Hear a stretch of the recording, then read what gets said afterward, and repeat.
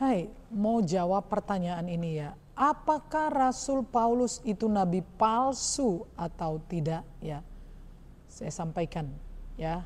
Yang pertama, Rasul Paulus itu dulu adalah Saulus yang membenci kekristenan, membenci Yesus, orang-orang Kristen dipandang sesat.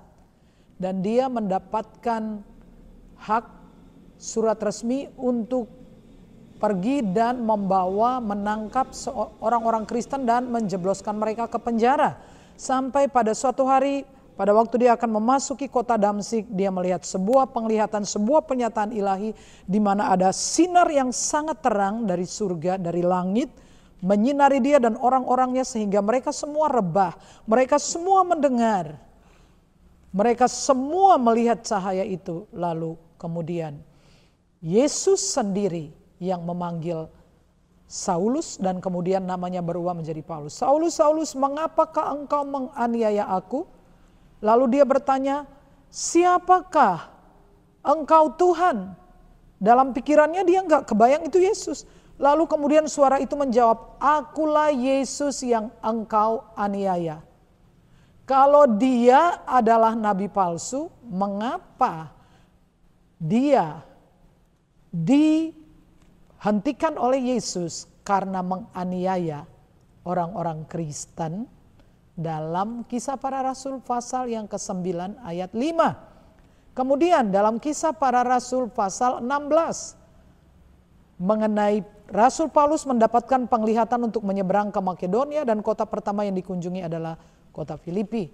Dan setelah memberitakan Injil di sana, mereka akhirnya Rasul Paulus mengusir setan dari seorang yang punya roh tenung yang dimanfaatkan oleh bos-bosnya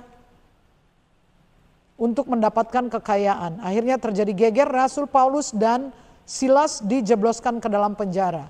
Sekarang jawab saya, apakah dia nabi palsu? Ketika malam itu mereka diikat, dipasung, berdarah-darah, daripada mengeluh mereka menyanyikan nyanyian pujian kepada Allah. Lalu mujizat terjadi gempa, sel-sel penjara, pintu penjara terbuka, pasungan itu lepas, sampai kepala penjara mau bunuh diri.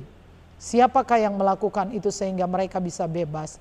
Kemudian di dalam Kisah Para Rasul pasal 20 ketika Paulus sedang berbicara dengan orang-orang Kristen di sana dan berpamitan dengan mereka karena itu menjelang waktu-waktu di mana dia akan mengalami kematian. Dan seorang pria muda namanya Eutikus mendengar khotbah Paulus yang sangat panjang, dia berbicara sampai hampir menjelang subuh. Eutikus jatuh dari loteng atas dan mati. Lalu Rasul Paulus turun ke bawah dan mendekap Eutikus, lalu dia hidup kembali.